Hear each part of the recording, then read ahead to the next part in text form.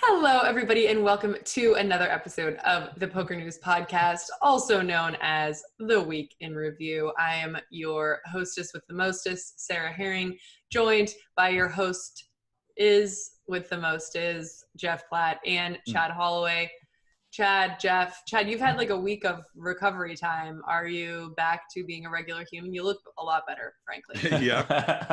Yeah, it's been nice. It's I'm going on 2 weeks now that I've been back from Vegas and starting to feel a little more normal. I'm still involved with this GGPoker coverage a little bit, not doing the live updates, but it's definitely, there's a big difference between spending 12 hours a day immersed in live updates as opposed to just keeping an eye on them, following them, and things like that, editing them and things like that. So, it's definitely been nice. But Jeff, what's happening in your stream life? I was going to say, Jeff is still going at it every day with the WSOP. We are still going strong on Twitch, but with that said, to Chad's point, it's a lot easier. I feel like it's a much more normalized schedule. So I'll stream at night, 7 p.m., 8 p.m. Pacific time. We'll be done at 10 p.m., 11 p.m.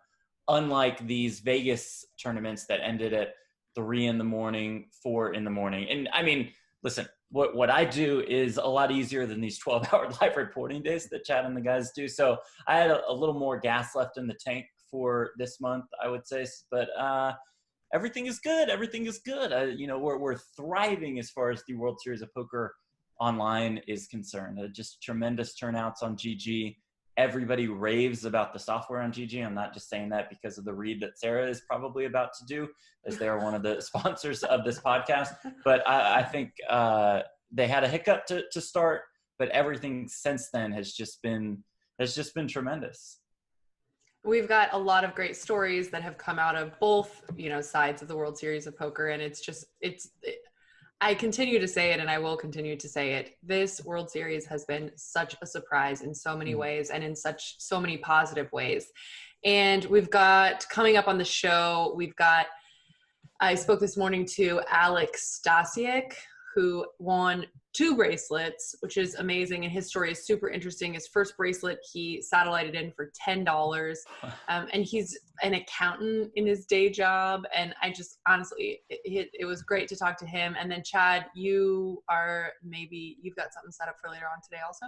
Yeah, we mentioned it last episode. I'm going to be speaking with Nahrain Tamero, a.k.a. Two Rivers, who won the $1,000 championship during the WSOP.com online bracelet event. So I've been coordinating with her for a couple weeks now, and she's finally going to take some time out of her busy schedule to chat with us. I'm excited to share that later in this episode. I'm super excited to hear that also. And as Jeff mentioned, we've got to give a shout out to our sponsors, GGPoker. Basically, most of the show today is going to be about GGPoker, so it just makes sense that they are our sponsors. And if you sign up to GGPoker through PokerNews, which it's very easy to just search within PokerNews. If you sign up to GGPoker through PokerNews, you can get up to $600 back. There's a whole sort of system and program, and it explains it very clearly on PokerNews, but I highly recommend that. And we have got a lot of exciting news for you guys today. A lot of big name peeps won bracelets, a lot of not big name peeps with interesting stories won bracelets.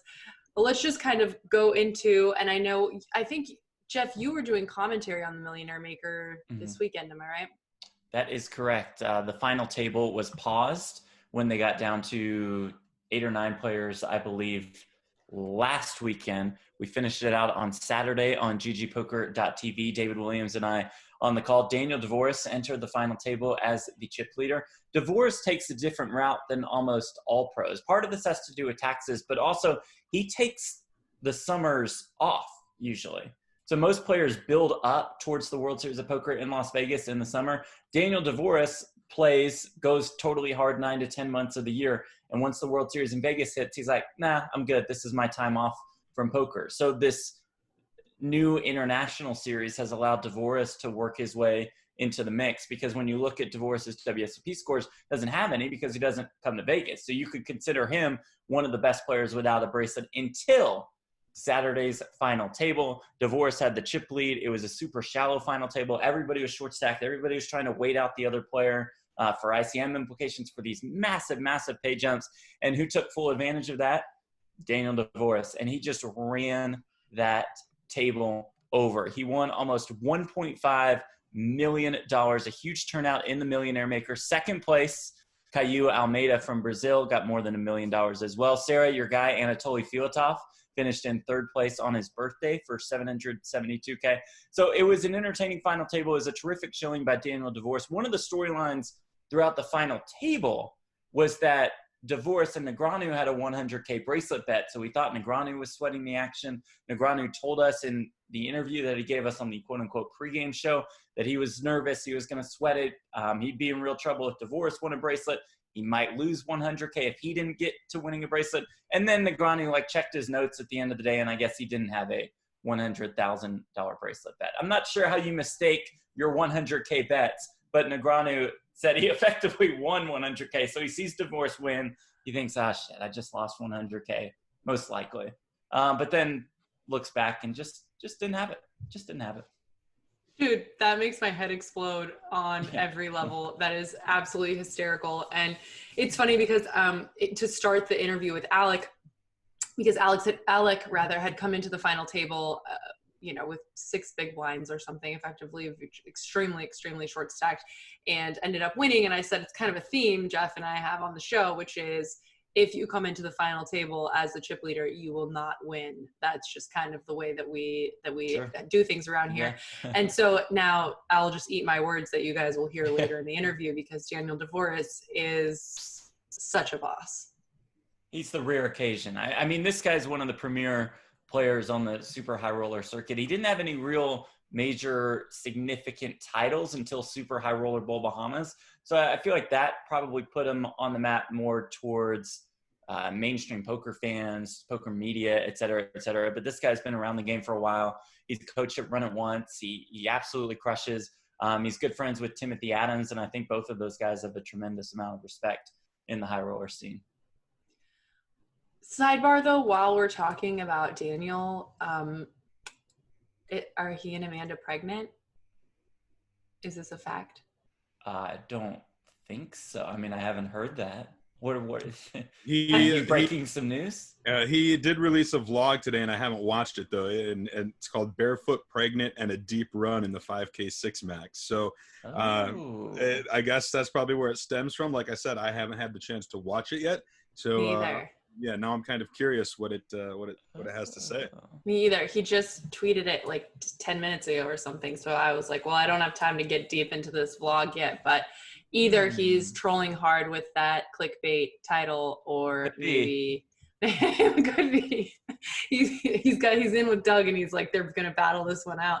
Well, I guess you guys, by the time you listen to this, we will probably all know. Everyone will already know, but I thought maybe Jeff would have the juicy gossip, because as we know, no good name drops, but Jeff and the Negreanus are close buddies. So you know what? Yeah, they probably aren't pregnant, because obviously they would have reached out to me immediately first to know with that news. So yeah, I'm going to go ahead and say that they aren't.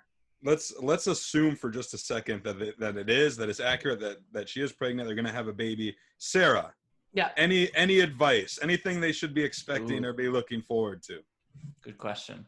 Yeah. Oh my gosh. Wow. I have so much whole advice. Podcast. This is a whole other podcast for sure.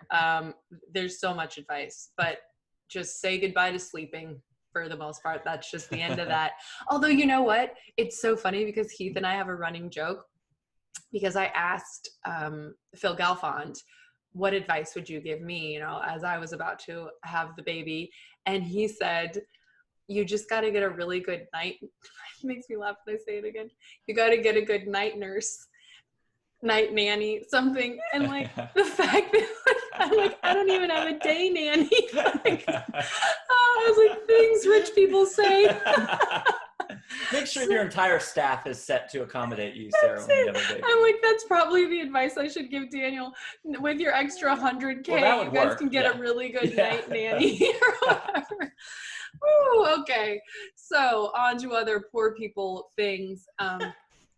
let's talk. We've got the 10K Heads Up Championship down to 4. It's coming back on Saturday. Can I assume, Jeff, that you're going to be doing the commentary on this one as well? Yes, you can, Sarah Herring. 2:30 p.m. Eastern, 11:30 a.m. Pacific time. David Williams and I on the call. We'll start with a pregame show. We have a stacked and a sick Final Four. So we'll start with semifinal action. It'll be cards up coverage. One semifinal matchup, Michael Adamo versus Michael Zhang. I mean, two of the best players in the world. The other semifinal matchup, David Peters against Alyssa McDonald, a streamer out of Canada. She's dropped by our Twitch chat sometimes. The Twitch chat was going ham for her when we were showing feature table coverage. She had some absolute battles. Her matches were usually the ones that took the longest. And she is in the mix. She is going up against David Peters in the semifinals in what I find to be a pretty prestigious event in the 10K Heads Up Championship of the World Series of Poker. I know they were mentioning that maybe we were also going to be trying to interview her. Did you hear about this, Chad, or hear back from her? Does anyone at PokerNews know what's going down with Alyssa? Yeah, I know we've definitely reached out to try to get an interview with her, be it in an article format or hopefully maybe even a guest on the PokerNews podcast. If we do that, it'll have to be next week, and maybe, who knows, maybe she'll be the heads up champion at that point. It's pretty fun. I was looking at the article for this event on PokerNews, and heads up events are always kind of cool, especially when we can, as a reporting team, really dive into it. And by that I mean, we have the heads up bracket there. We're highlighting the people that these Final Four beat on their road to making it to the Final Four, and looking over the people that they beat. They each had to beat 5 people, from the round of 128 to get down to the round of the Final Four. Out of them, looking them over, I'm thinking Michael Zhang, in my opinion, took the hardest route. Ended up beating, in order, David, Jan, Sean Winter, Eric Seidel, Daniel Negreanu, and Chris Brewer. That's not to say others didn't have a tough route. Michael Adamo had to beat Connor Drynan and Bertrand Graspellier along the way. Everybody had a tough route for sure, but that one definitely stuck out to me. It's so interesting, I think, when I think about the 10K Heads Up at the WSOP, it's always surprising to me the number of players which end up, say, in the last 8 or the last 16 that I'm not super familiar with. A 10K is just most often going to attract people we really know and recognize, and then the heads up format is so specialized and so bossy, really.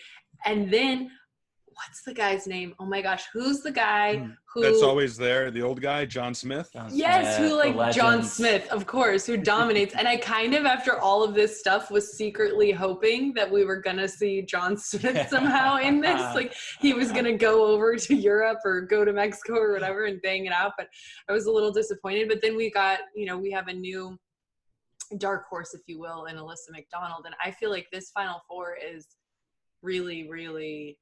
This is the cream of the crop kind of stuff, which I think doesn't happen always. I'm pretty excited for this. Yeah, I think we're pretty fortunate with this kind of run out, which we don't always get in the live scene. And then we have some players who just specialize in no limit hold'em heads up. So the only WSOP event they play every year is the 10K heads up. With all of that said, I would love for the World Series of Poker to really, really focus on ramping up the attention in the future for the 10K heads up, because while I do feel it is a prestigious event, I think it needs to be even higher on their list. I think for the first round, second round of the heads up matchups, it's not a great viewpoint that the rail has. They put 2 or 3 matches on the rail and that's it. I really think we need to hype this up, give it its own Amazon room, have a big time bracket announcement, have huge brackets up all over the place. Just really make this into a spectacle like the NBC National Heads Up Championship was.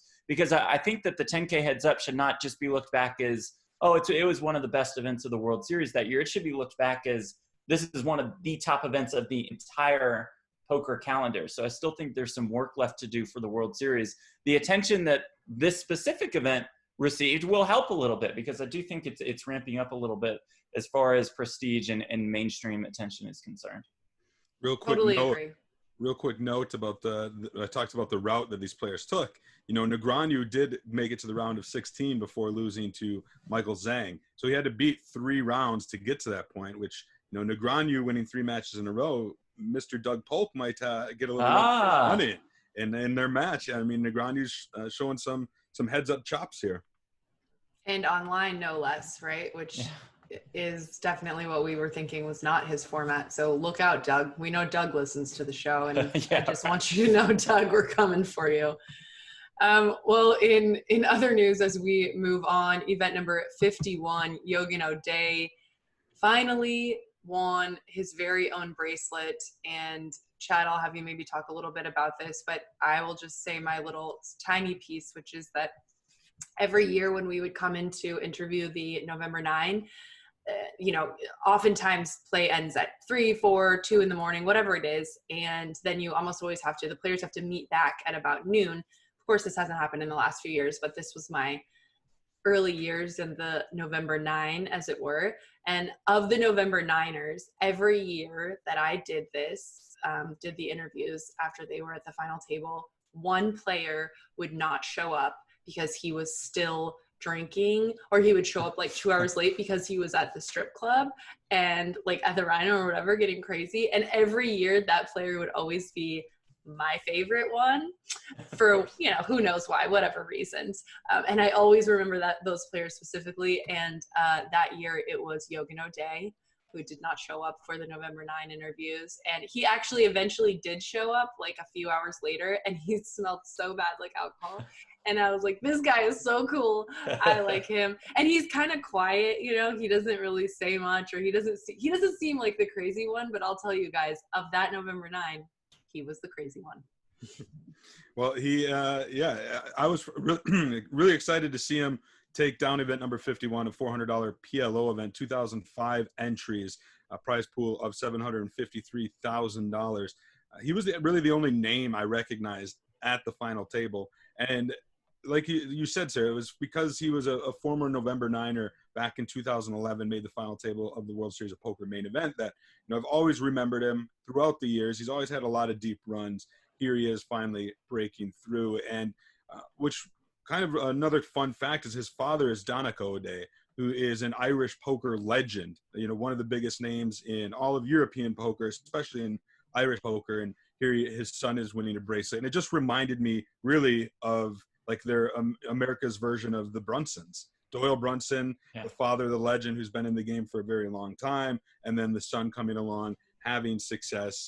It's just I don't know. It was a very cool moment to see him take down this bracelet. Agreed. Well, I mentioned earlier that we talked to Alek Stasiak, who his story is absolutely fantastic. We've seen quite a few double bracelet winners over the course of the last couple decades. And I think to see somebody do it in a format like he did, to be able to be, besting fields of way more than 2,000 within a couple weeks of each other is absolutely phenomenal. And, we mentioned also he came into the final table short stacked and still managed to just hang on. It's a really, really interesting story. So we'll just get right to that. Welcome to the show, Alek. All right, everybody, I have got Alek welcomed to the show, the first and only 2-time bracelet winner of the 2020 World Series of Poker so far. Alek, huge congratulations. Thank you very much. That was a nice intro. I mean, I'm telling you, so I've been catching up, reading about these tournaments, and it's funny because I would say, we have double winners pretty frequently now. I think it's been every year for 21 years or something we've had a double bracelet winner. But when you consider the field sizes generally of a lot of the double bracelet winners, we're talking about someone who wins maybe like the deuce to 7, 10K and something else. These were 2 gigantic field, more than 2,000 players in both of these events. So this is really a different kind of accomplishment, in my opinion. And I guess I want to start off just for the audience who maybe is not as familiar with you. Can you just talk to us a little bit about your life, your, background, your sort of, I hope, love of poker? Yeah, sure. Currently I, have a 9-to-5. I'm an accountant for a construction company. I was playing full time, back in 2012 when, everybody can agree it was a little easier back then. And then, like every other story, I built a big bankroll, or what was one for me back then, and blew it all on, partying, helicopter rides, etc. Yes. I don't know that that's every story, but that's the stories that I care about. Yeah, fair enough. And so, I got myself a real job and continued to play a little bit. And I mean, I made every mistake you can make as a professional. And, I didn't hand review. I didn't, watch all the training videos. I just played, I took too many shots, I love the it. usual story. Those are the best ones though, taking the shots, making it happen. And then there's like a huge irony then, right? That you like pop in when you're a non-professional and just ship like more than 400K, or I didn't even see what was the first one. Oh my gosh, yeah. I mean, like it's this was a huge year for you. Yeah, no, it's definitely been some adjustments have been made for sure. Yeah, no, it was incredible. I mean, I can't expect to win one bracelet, let alone two. You know what I mean?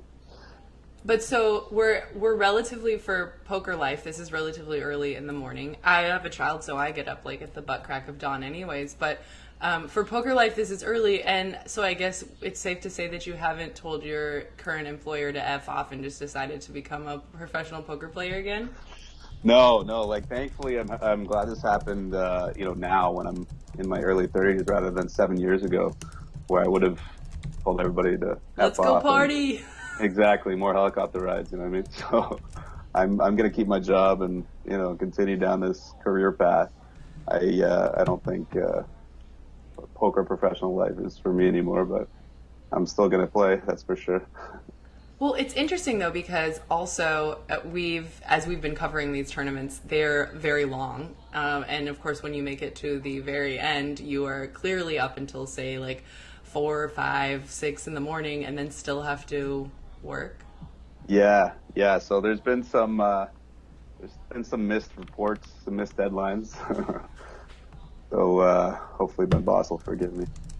I mean, I guess that has to be a good trade-off. They don't want to lose you. Yeah, exactly. Yeah. Is there? I mean, I think we make a lot of correlations between, say, being like traders, being attorneys. We see a lot of occupations that sort of cross over with poker. Do you see that, I guess, because of a lot of the like math and sort of fiscal fiduciary decisions that you have to make, that there also makes sense to be a lot of crossover between accounting and poker? Yeah, no, I mean, I think just the natural ability with numbers. You know what I mean? Yeah. I think that's the crossover there. Well, let me talk a little bit about this most recent event. You came into the final table with like 6 big blinds or something like that. And it's interesting because this is kind of like a theme on the show, which is that just because you are the short stack at the final table doesn't mean you just have to like go crazy bananas and expect to bounce, because we actually most of the time don't see I'd love to see the stats, but we usually don't see the person who comes in as the chip leader, the winner, which is kind of bizarre. But talk to us a little bit about this final table. I would say 6 bigs is that's a big hurdle to overcome. For sure. I mean, like at that point, I already won a Bracelet. Keith, can you please turn that off? With getting to 9th, right? But I know that I've been in that position before, and I just figured I'll find a good spot to double up, and if not, then whatever. It's still a good score. Yeah, can you please? And compared to the other tournament, so this was the COVID relief tournament. What was the sort of journey for you like in that one? And then when you came into this 1K final table, did you kind of feel like, okay, there's no chance I'm winning 2 bracelets? Yeah, I mean, the first one, like, I mean, as soon as I hit 9th, I was like, oh, this is a good score. You know what I mean? Like, I'm happy with this. And I had buddies who had, a bit of action, and so they were watching as well, and everybody's excited. And then people just keep knocking off, and then all of a sudden I'm heads up, and everybody's losing their minds. It's a different experience, I guess, also, though, this is something I talked to, a couple of the guys last week. obviously we all have seen, a ton of just, winning moments, and the whole rail like tackles you, and you flew your family in from wherever, and so this winning a bracelet online. Tell me a little bit about what the experience is like. What was it like for you? Well, for the first bracelet, there was definitely some jumping up and down. I'll tell you that. And actually, I cut my ankle on the side of the bed pretty badly from jumping up and down. But I mean, I didn't feel anything, so.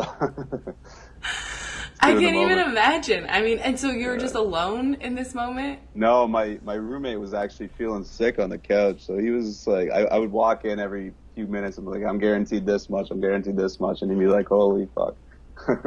It's so crazy. And I'm sure for people in the regular, I guess I call it like the real world, right? Like the regular world, they're just like, what is going on? Yeah, exactly. Yeah, I mean, all my non-poker friends are just like, how did this happen? You know what I mean?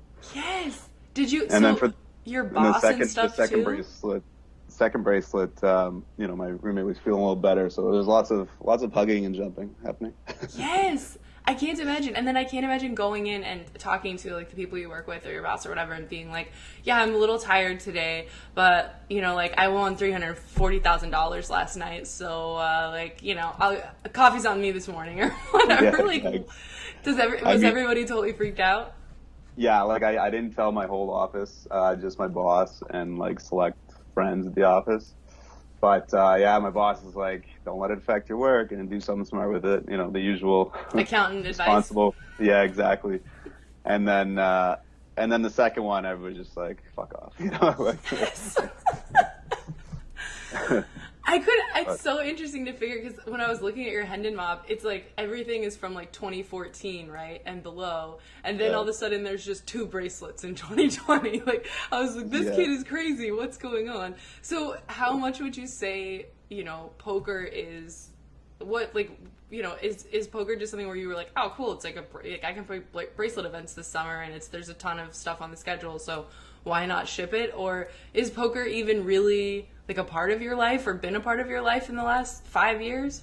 No, it has for sure. But I mean, yeah, it hasn't been nothing really that successful, to be honest. I actually made my second biggest final table for the first time in like 7 years. Like earlier this year, there was like a $1 million guarantee on Bodog, and I came 9th.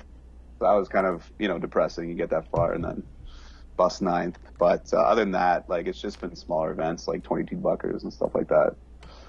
Dude, so, okay. I mean, for those of us, such as myself, who, still have hopes, right? Still have little dreams. Like, yeah. And I think it's interesting because there's this concept, right, we all have that, like the poker landscape is just so hard now, and with GTO and solvers and all these things, it's just no normal people who are not like sitting together huddled with their 20 best like German poker buddies are going to be able to make it anymore. But it's interesting because we've seen a lot of stuff, especially this series this summer, or at least for me, I've been surprised to see some winners or some people going deep that I just would never expect. I mean, we just saw like Sam Grizzle, like go super deep in a poker tournament, or just people where I'm thinking like, okay, maybe they're not like up to speed on all the latest, wizardry or whatever. So do you, from having clearly shipped 2 tournaments, give me your thoughts, I guess, on this sort of current state of poker, as it were. Yeah, I mean, obviously I thought the same way. Like, I mean, the high stakes are just riddled with these, super wizards that you can't compete against, right? And like, thankfully I won that first ticket for $10.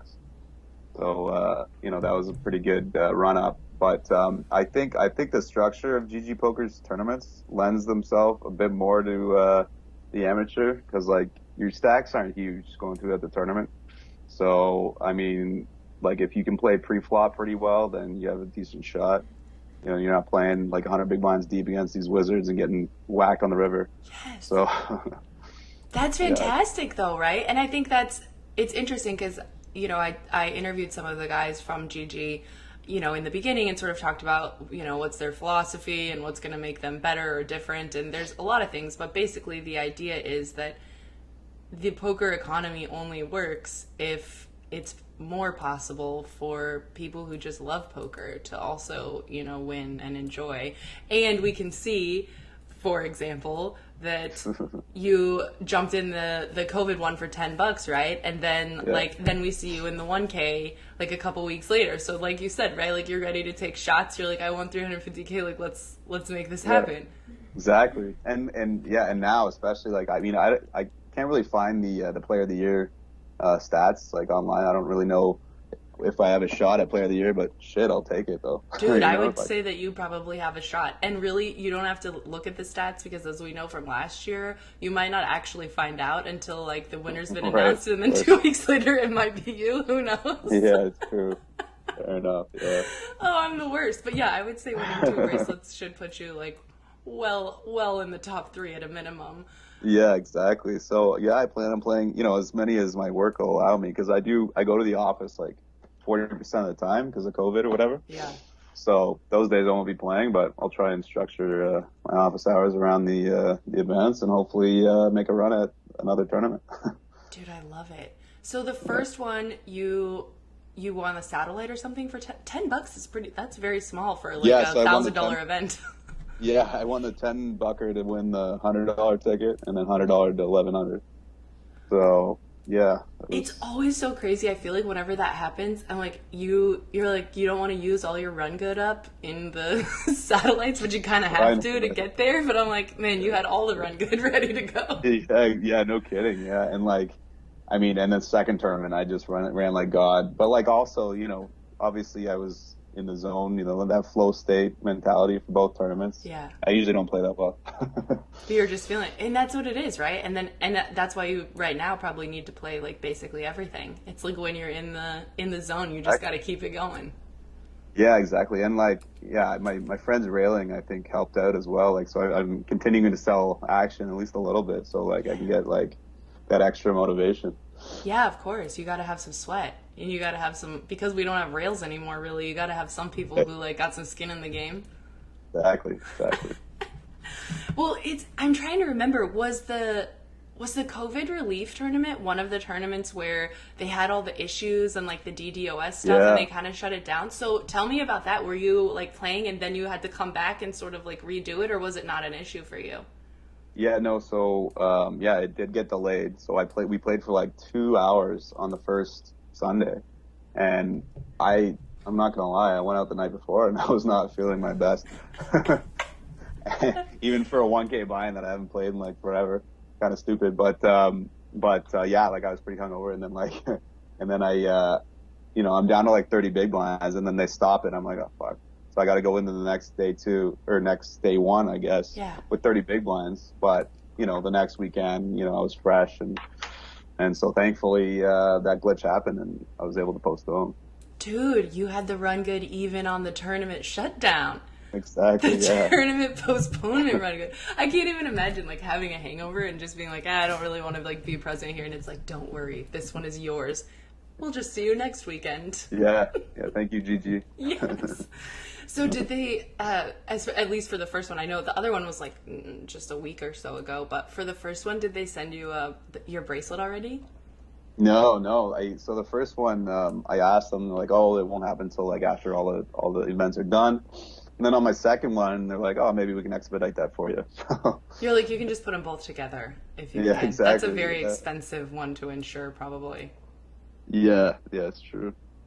Man, this is such an awesome story, though. I'm like, I guess this is part of... Makes you want to play, doesn't it? Yeah, and it's like, it's so awesome because it's like, you know, especially the way it's been forever, right? Now it's like, okay, you have to go to Vegas, book a hotel, make a whole vacation. You have to really plan your schedule because there's only like X number of tournaments you're going to be able to play during the time when you're there. But really this shift online, although I think it was going to be, everyone was so depressed about it, it's really, I think, kind of... For me, it's like a lot of hype because it's like brought, I think, a lot more people out of the woodwork who are able to jump in again and who are able to ship bracelets. And even so many of the moments where like buddies are just recording their friends like winning the bracelet. It's like when you get to see it, it's just as exciting as anything else. So when you start getting to the next final table, you need to get your buddies there with a phone so we can all share in your joy, please. Yeah, I'll be sure to do that. Yeah, my girlfriend, she was trying to watch, but she couldn't figure out how to download software, register, or whatever. She doesn't play poker, and so she's like next time I want to be there, you know. And is she also now like, and the ring you get me better be like super nice? Yeah, there might have been some combos like that when we were, you know, celebrating. She's like, I want the helicopter rides to the wedding venue, so just so we're clear. Oh my gosh, Alek, well, it was super, super nice to talk to you. I really appreciate it. I appreciate you helping me through my noob status on Microsoft Teams. I was like, this guy's going to think I'm a moron. But now I know. Now I'm in the zone. And I know you're not like you're not into like social media. You don't care. Normally at this point in the show, I'd be like, hey, if you guys want to follow Alek, this is what you do. But I see you're like private on Instagram, so we can't like stalk you even if we want to. Yeah, I mean, you could try and I can accept or reject, right? Yeah, nobody wants to be put in that position. That's a tough, nobody wants to be rejected by the two-time bracelet winner of 2020. Well, I will be rooting for you for your third bracelet. I will just look forward to the next time we get to do this. And thank you so much for joining. Thank you, Sarah. Appreciate it. All right. Yeah, Sarah, that was pretty cool. I thought it was very exciting to have a two-time bracelet winner in the online series. I thought it was going to come that we would see one in the WSOP.com portion because the fields were a little bit smaller. People were going to be playing a lot of multiple events. Didn't expect it to come in the GG portion where the field sizes are a lot bigger, but definitely pretty cool to see at least one, and maybe he can do it again. There's plenty of events for him. So speaking of plenty of events, there's a lot of side events for us to get through. We'll start with event number 53, which was the $800 double stack pot limit Omaha.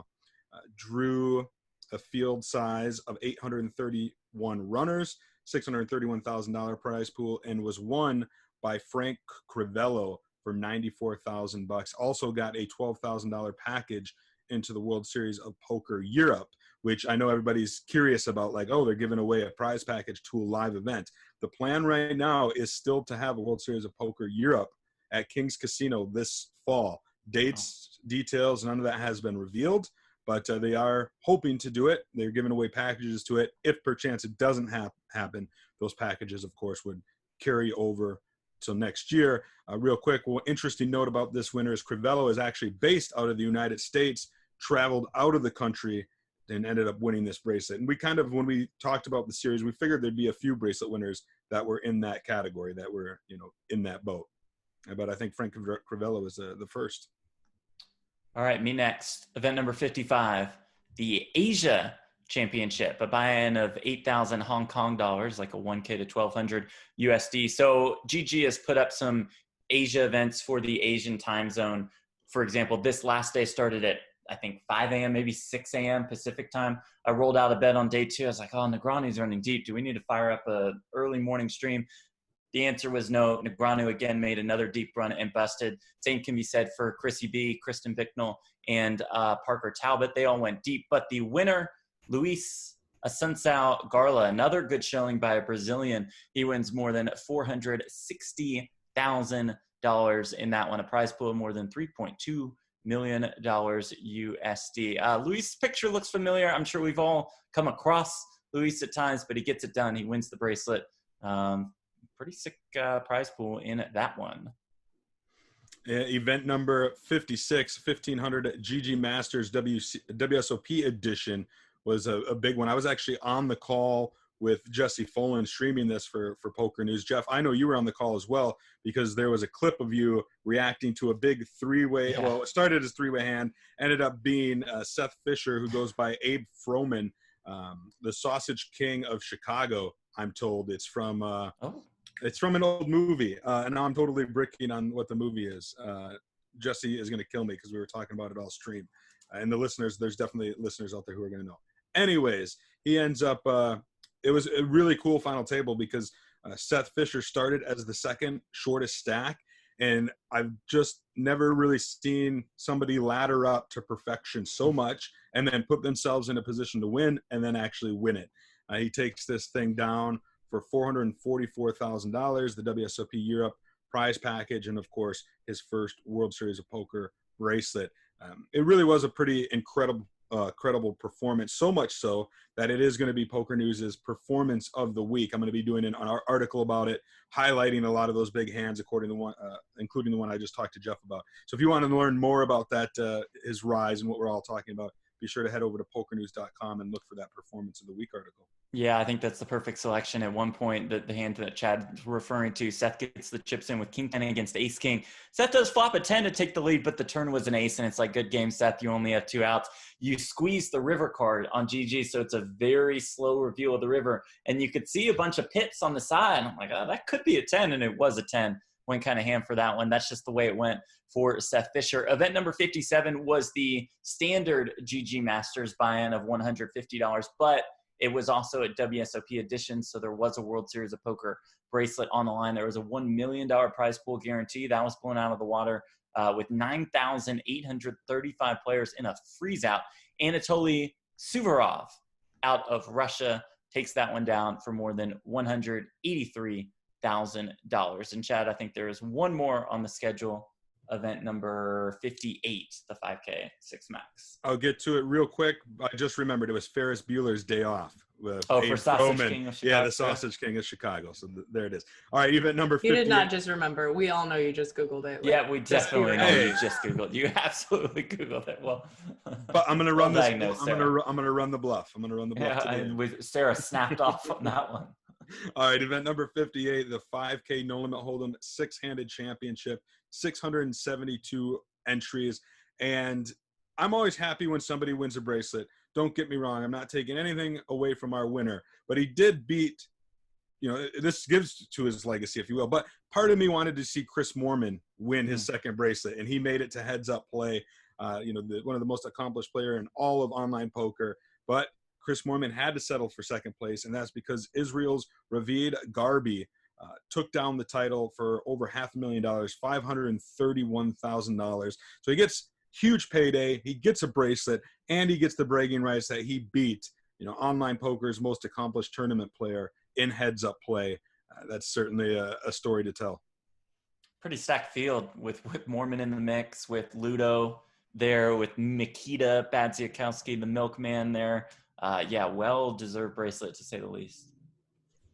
Well, we want to get into Chad's interview, but quickly before we jump into that, I just want to give a shout out to our other sort of friends of the podcast, Run It Once. Run It Once has a lot of reasons why people love it. They don't use HUDs, for example, so it discourages, that sort of predatory behavior. And in fact, their main focus is on making sure that it's fun and encourages the more recreational type player, an environment that's good for the recreational player. And one of the ways that they do that is that they return 51% of the rake.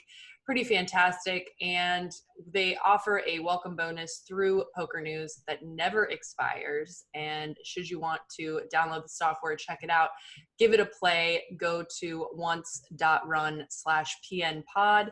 That's once.run/PNPod. And Chad, let me know what you got for us. Yeah, so I had the chance to sit down with Nahrain Tamero, who took down the 2020 WSOP.com $1,000 buy-in championship event. So this was on July 31st. It was the last event of that part of the 2020 WSOP. 2,126 entry field. Long day, but coming on top was, at the time, somebody we really didn't know. We've since learned that she's a 33-year-old mother out of San Diego, California. Her husband taught her to play poker. She fell in love with the game, and she tries to play whenever she's not spending time with her 5-year-old son. And, that's not a lot of time. It took me a while to even get her to have some free time to do this interview. So I'm very excited that she did, and excited to share that conversation with you right now. All right. I am with our guest, the last winner of the World Series of Poker.com bracelet events, event number 31, the $1,000 No Limit Hold'em Championship, Nahrain Tamero, known as Two Rivers. Thanks for taking the time to chat with me. No problem. How are you? I'm doing well. I was covering all of these events in Vegas, and when you had your win, we didn't know who you were. The results weren't released until the following day, and at that moment we learned that there was a woman behind the screen name, and then becoming the only woman thus far to win a bracelet during the 2020 WSOP. What did that win mean to you? I mean, you get a bracelet and $310,000. I mean, honestly, it's life-changing. It's very exciting for the bracelet, especially just because, like in any sport or hobby, there's a championship to it, and you want to try to achieve that championship. So, I mean, just achieving a bracelet this early on in my poker career, I'm still speechless. Like, I don't even know what to say. And, and then the money that came with it, I look at it like, okay, the money's a bonus and the bracelet is the prize, but I mean, they're both equally just as exciting. Right. It couldn't have came at a better time. I'm doing a bunch of house renovations at the same time. So I'm like, oh, well, now I can do a little bit more, than what I originally budgeted out for. And, we're trying to open a new business, and it's just, honestly, I am just thankful. I am very thankful for it all. Yeah, that's awesome. I had chatted with you a little bit offline. For listeners who don't know you, can you tell us a little bit about yourself? I know you had mentioned that your husband had taught you to play poker. Yes, he's been my mentor and my biggest supporter through it all. He's taught me pretty much everything I know. And we're always playing heads up, and we're always like studying together, and he's always showing me new like strategies and new techniques to like. He pretty much coaches me through it all, and I'm like, I look at him now, I'm like, how do you feel? He's like, honestly, I'm very proud of you. He's like, I never thought you would make it this far so early. He's like, because a lot of things he would tell me, like, it's going to take time for you to learn it. Sometimes, like, there's things I can't teach you. It all comes with experience. Yeah, that's for sure. And this experience that you had, I mean, it was a huge field. Like I said, 2,126 runners. Were you familiar with some of the players that were in the event? Like, I know Andrew Lichtenberger, who's a big-time poker pro, really big name, really accomplished player, finished third in that event. As you were playing, were you familiar with some of the players, or were you just playing against, random screen names that you didn't really know? Honestly, random screen names I didn't really know. I saw, oh my gosh, why did I just blank out? His last name, Berkeley? Yep, Matt Berkey. Okay, there you go. I saw him and I recognized that name, but everyone else was honestly, no offense to them, it was just random. And I'm glad that it was random for me, because I feel like maybe I would have gotten a little bit nervous playing, knowing Sure. who was a pro and all that. Just, I don't know. I don't know why, but yeah, no, I guess. Yeah. Totally understandable. Now, how you say that to come this far so quickly? How long have you been playing poker? When did your husband first start teaching you? About 5 years ago. Okay. He did. He started teaching me. Since he was playing a lot at that time, and I was like, what, teach me. I'm interested. I want to see, and it also helped him out too, because we were learning new things together, and it kind of made it, a little bonding type moment. Right. So, and it's flourished since then. But it was about 5 years ago, and I feel like my experience from 5 years ago till now, it is completely different. My skills have changed completely. Honestly, I feel like in the last year is when it mainly clicked the most. Okay. And, all those examples he was telling me, like, you're going to learn as you go along and experience these bad beats or these certain hands you shouldn't play, or whatever the situation or the strategy is. Like, he's like, it'll click. And I feel like in the last year, it's clicked a lot. In order to play the WSOP, you had to be in either New Jersey or Nevada. I know you're from San Diego. I'm assuming you guys went up to Vegas and played a little bit of online poker? Yeah, it was we just finished moving everything from our old house into the new house. And we looked at each other and we were like, we need a break. And it was literally last minute. And we just packed up and took our son and my nephew, and we ended up just flying to Vegas. Wow. For a couple of days. So you only thankfully it's only an hour flight. Right. So did you only play just this one event, or had you played any other events? Yeah. Wow. For the WSOP, no. Right. It was just this event. I looked up the schedule a couple of days before, and I was like to him, you know what, this is it, let's go. I was like, either all or nothing. Yeah, that's amazing. Now, looking forward, I know that you're a mother. You have a 5-year-old son. You had mentioned that you're renovating a house, that you guys are looking to start a new business. What kind of role do you think poker is going to play in your life, moving forward? And do you think maybe next year, if the world's a little bit more back to normal, we might see you at the World Series of Poker live event in Las Vegas? You'll definitely see me there next year at the live event. We've actually flown out to Vegas the last 2 years to play some of the events, and I don't think that we're gonna miss it anytime soon. I wish it was this year too, because I was very excited for it.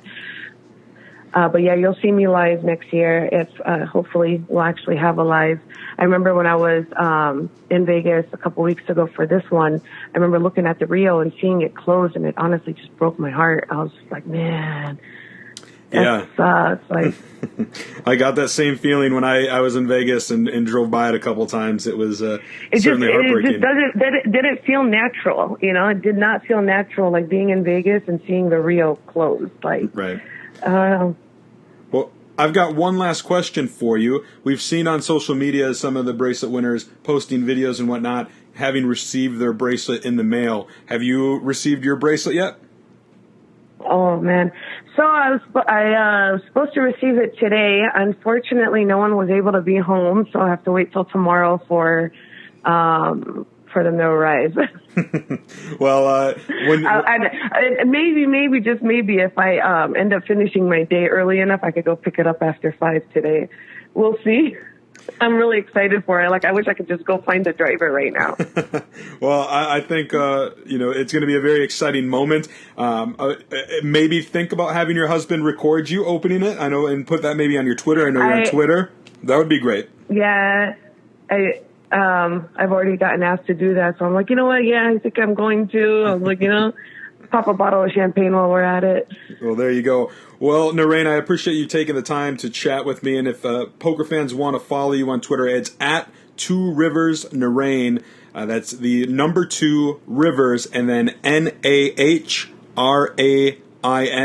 Thank you again for taking the time to chat with me, and congratulations on winning the bracelet. Thank you so much. Thank you for the call. All right. Well, we know we're going to be coming up with a little bit of a side project, which is just showcasing how well women have done during this WSOP. Now we've got Alyssa in the, final 4 of the heads up. We've got this, I'm just going to have to compile a big piece. The farther into this we get, the more and more this seems to be a storyline to pay attention to and to follow for the 2020 WSOP, which is so funny because I feel like every WSOP, what we really, really want and look for in storylines is that maybe a woman is really going to crush the series. And it's like, here we are, we finally got there, and it's 2020. We can't get anything else done, but this we finally managed. Well, a name you guys will certainly recognize, and a tournament series that we've been talking quite a lot about. The WPT World Online Championships had the 6 Max, which was won by one of my favorites, one of, I think, the sweetest guys in poker, Nick Petrangelo. Yeah, it was the second of 5 championship events from the WPT that they've put on Party Poker as part of these World Online Championships. They got the 8 Max, they have the 6 Max, they have the Knockout, the Mix Max, and then they cap it off with their big 10K buy-in, $10 million guarantee. And it is Nicky P coming out on top for almost $500,000. He wins a seat in the WPT Tournament of Champions presented by Baccarat Cristal, and he gets his name inscribed on the newly renamed Mike Sexton WPT Champions Cup, which is really cool, and it's a well-deserved honor for one of the best players in the game by a mile. He put on a tremendous final table performance. I saw Tony Dunst tweeting about this. Dunst was on the call, says it might be the best final table performance that he has ever seen in his entire poker career. Back-to-back final tables for Jack Gong, who also final tabled the 8 Max. Jake Schindler was in the mix deep. A couple of the Romanello brothers, not Roberto, but Francesco and Anthony, both made the final 16. Sergio Ido went deep, Tom Hall, and Papo MC, the Argentinian rapper, was streaming this on Twitch when he was deep in this event, I should say. He had more than, I think, 18,000 viewers or so on Twitch. So that would be hashtag good for the game. This series has been very successful so far, and I look forward to it continuing next week. But again, congratulations to Nick Petrangelo. You know, one name that sticks out at that final table is the third place finisher, Arseny Karmachki. And I say that because he took third here for 278,000. He was the one that actually finished runner up to Seth Fisher in event number 56 of the WSOP GG Match, $328,000 there. Arseny Karmachki is a Russian online pro. He's been around a very, very long time, and obviously crushing it here under the radar, so to speak, because he hasn't captured any titles, but he's amassed more than $500,000 in winnings in these two events alone. So that's pretty incredible. Yeah, heat check for him. And speaking of heat checks, Party Poker and WPT put up a 100K player of the championship leaderboard. First place right now, in line for $50,000, Chrissy B, Kristen Bicknell, who has just absolutely crushed it this summer with her third World Series of Poker bracelet and with a couple deep runs in these WPT events. I was reading one of the hands. I mean, everyone says, right, he played so well. And just reading this laydown that he makes, Nick Petrangelo, it's really, can someone please explain to me? So it says that his heads up opponent has queen deuce and Nick peels with queen 7. And then the flop is queen 6 deuce. Petrangelo check calls 1.4 million. Turn fills up for pro stack, and he bets again in position, this time for 4.3 million. Petrangelo calls once more. On the river at 10, Petrangelo checks the final time. Pro stack goes big, making it 16.7 million. And then Petrangelo has no trouble just throwing it away here. Jeff, can you explain to me what's happening? Well, I mean, Sarah, that whole time when you explained it, I put his opponent on queen deuce. So, when he had deuces full of queens, I think that's an easy lay down with the queen. Listen, that is tough to fold in heads up play. I get the sense that they played heads up for a long time.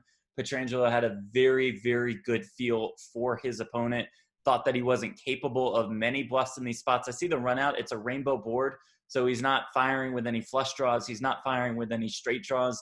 I think Petrangelo thinks that he's strictly firing for value on turn most likely, and then especially on river. Perhaps Petrangelo has noticed that when he does overbet rivers, he's not as balanced when he does, and is really just doing that with value hands. I mean, those are the only things I can come up with. But to get into the mind of, one of these super high rollers would be a very, very difficult task, I would say. Which, I mean, we all know how difficult it is to get into the minds of these geniuses. And I would say that that's the main job of Norman Chad. But Norman Chad has recently been working on a little bit of a side hustle, and he has partnered with PokerNews to promote this side hustle and potentially some prizes for our audience. So Chad, kind of tell us what's going on with the legendary Norman Chad. Yeah, the famed WSOP co-commentator. So for months he's been doing these videos on social media of a dance. Well, he's singing and dancing, and it's called the OOKA Looka dance. And I'd seen it. I just thought it was him being silly, being Norman Chad, that maybe this was some sort of TikTok dance that the kids were doing these days that I just really wasn't aware about, that he was trying to, make funny in the poker world or something like that. As it turns out, there's a lot better story to it, a lot deeper story to it. And we highlighted that on PokerNews. It's OOKA Looka, Norman Chad turns a bad beat into something upbeat. And the story was by Jesse Folan, and it really opened my eyes to a new side of Norman Chad. And basically what it was is he created this dance. He created the song, the dance, and he did it because he was experiencing a lot of bad negativity in his life. His longtime pet had passed away, Daisy, who he used to share on social media all the time. His wife is stuck on the East Coast with other family. Well, he's on the West Coast because of the pandemic and coronavirus. So he hasn't seen her for a while, and he just found himself being, emotionally drained and a little depressed. And so he wanted to do something more positive and enter the OOKA Looka dance. He started it. It's about just being more positive, and he stuck with it. Every single day he was posting a video, months on end. And it's, I don't know, I find that pretty inspiring. And like Sarah mentioned, he's partnered with PokerNews now to do the OOKA Looka challenge, where Norman Chad is basically challenging you, the fans, the listeners, the players, to do the OOKA Looka challenge to help spread positivity and at the same time have a chance at some great prizes. We actually have Norman Chad to tell you about the OOKA Looka challenge right now.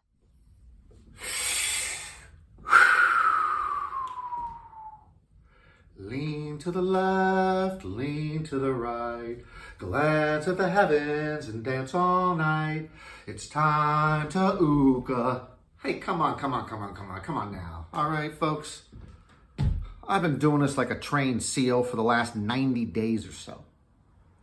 I've been entertaining you, or you've been ridiculing me. It's time to turn the tables, okay? It's time for you to do a little work. So we're gonna have the OOKA Looka challenge. All right, you film your best OOKA Looka. It takes a minute or less. You post it on Twitter, you post it on Instagram, you hashtag it OOKA Looka, and you tag me on it, and the 3 best videos will be awarded prizes. This contest, the OOKA Looka Challenge, is being run by the good folks at PokerNews. All right, we will have prizes for the top 3. We will show you the best videos here. We'll show you the best ones on PokerNews. The top 3 will get books. They'll get poker training. In addition to the top prize, you will get me recording an outgoing voicemail for you if you want. An outgoing voicemail. Or I will do a cameo or 2 for you. Or if you live within 75 miles of me, I will wash your car. You have to provide the water, though. I'm not dragging water across the desert. All right, so let's do it. The contest runs from August 10th through August 18th.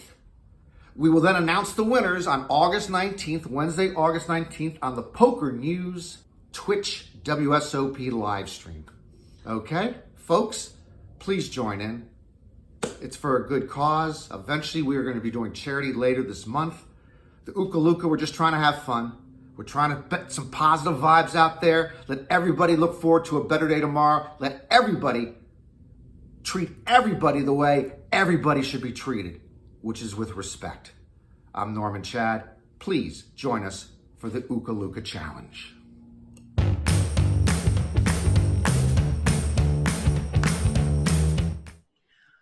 Well, we want to give a shout out to Norman. We hope that you are feeling better. I, for one, have been through the COVID, and I have to say, actually, I still am having days where I'm just super, super exhausted. I think this thing goes on and on forever, and little hints of it just, show themselves. So I'm hoping that if I can, introduce a little of this OOKA Looka into my life, we can get those positive vibes, get healthy. We are sending our love and prayers to you, Norman Chad. You are bringing joy to all of our lives. And in terms of bringing joy, I think everybody knows that the most important thing for me is positive affirmation. I don't do very well with constructive criticism. I'm working on that. But if you guys would like to leave some positive affirmations on our iTunes, even if you're watching this on YouTube, if you want to just leave a little comment or maybe do the thumbs up and just say, we appreciate you. That's really what gets me through the day, my daughter, and also positive affirmation from my podcast listeners. If you would like to give us info on a story, on a guest, something you think we should be covering, or someone who we should be covering, you can get at me at Auntie Chardonnay, Jeff Platt at Jeff Platt, at Chad A. Holloway, and also big prayers to Larry Holloway, who, got some bumps and bruises from a little accident last night. We just love you, Larry. Thanks for giving us Chad. And we will catch you guys on the flip side. Deuces.